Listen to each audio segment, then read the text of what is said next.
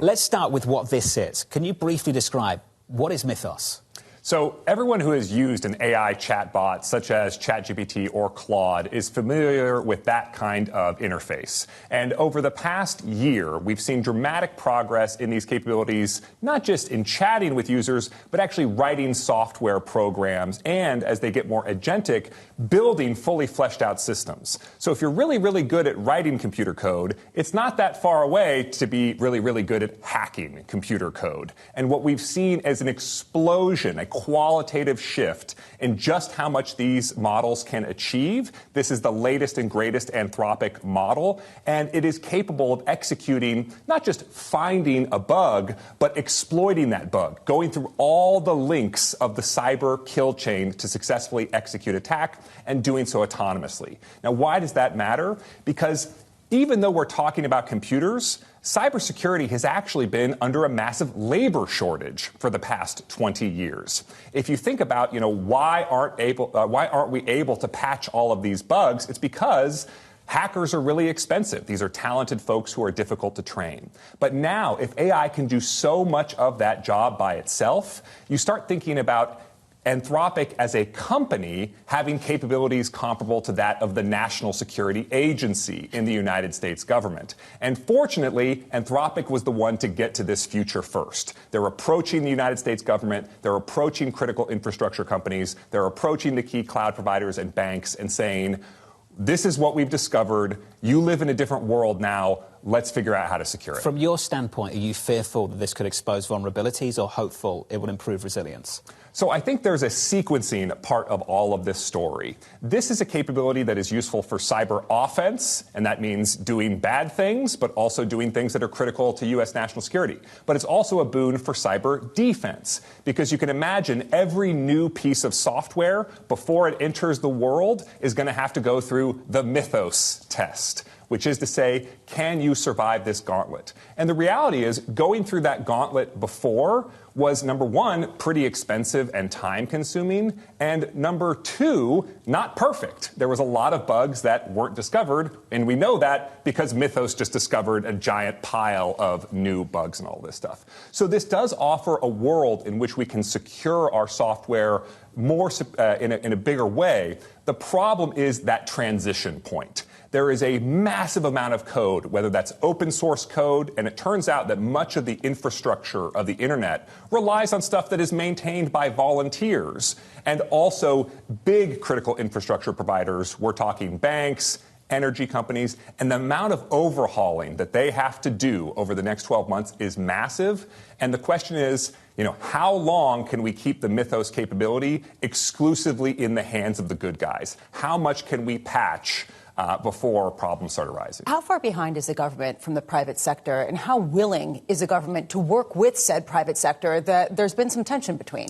So if you're talking about, could the United States federal government create something like Mythos? Could they create something like a frontier AI model? They are very, very, very far behind. They're really not even trying.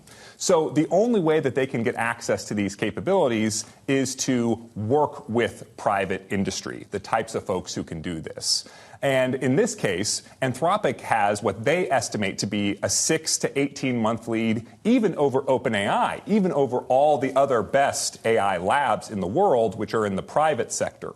So that period of time is a critical window to start patching all of this computer code before China catches up, before hacker communities get access to comparable capabilities.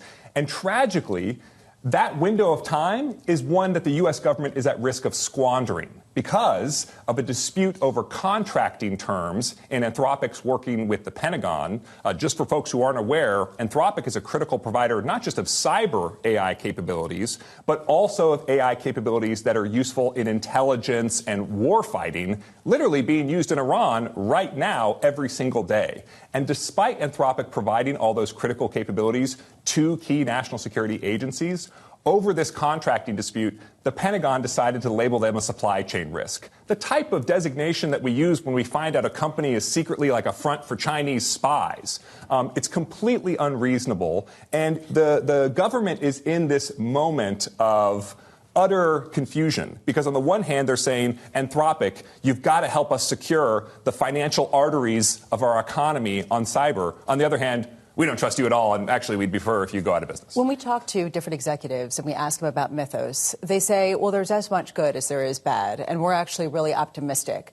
When you talk to them, not on a camera, what's the level of concern right now among executives as well as government officials about what this could do in terms of systemic disruption?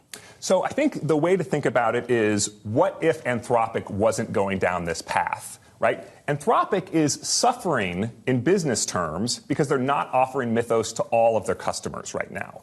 They've made a strategic decision to withhold these capabilities, to invite in 40 key companies, to invite in banks and government agencies to try and secure the internet from this degree of cyber power.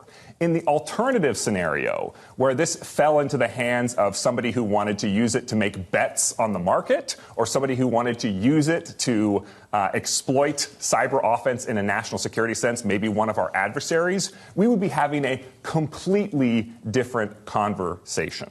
So the executives are probably right. Because Anthropic has chosen this strategy of engagement and support, the long-term outlook is pretty good. What they're really going to be dealing with is an incredibly messy middle. Gregory, you said that Anthropic is being used right now when it comes to the war. How has Project Maven changed how the U.S. fights war? So Project Maven started out as a relatively humble project to incorporate AI into analyzing drone surveillance feeds. So if you're familiar with those predator eyes in the sky type of drones, it turns out that here too there's a major labor shortage. It turns out that the U.S. military has a really hard time getting people to watch all of those screens simultaneously. So Project Maven thought, we can bring in AI computer vision. They can help these analysts by doing sort of the first processing pass of this type of footage. And that was back in 2018, 2019. What it could do is it could say, hey, in all of these satellite photos or drone photos, this part is all empty water, but right here there's a warship. Fast forward to today, and the capabilities are much more sophisticated, in part because we're incorporating things like Anthropic models, large language models. And what that means is that the AI can no longer just say, here is a warship. It can say, hey, there was no warships in this area yesterday. Now there's 10. They appear to be headed in this direction, and it can write the first draft of the intelligence report about what those things might be up to. And it can speed up all of these workflows. When you hear about the fact that, for example, the United States military struck 1,000 targets in 24 hours in the first part of the Iranian war, you know, the benchmark in the U.S. government used to be like 50 per day. And the key thing is not just how many things you can strike, but the fact that many of those targets are mobile, many of those targets are disguised. So when you hear about 1,000 struck targets in Iran, what that actually means is 10,000, 20,000 high-quality intelligence processing and targeting decisions that had to be made. There's no way the U.S. government could have done that without the help of AI.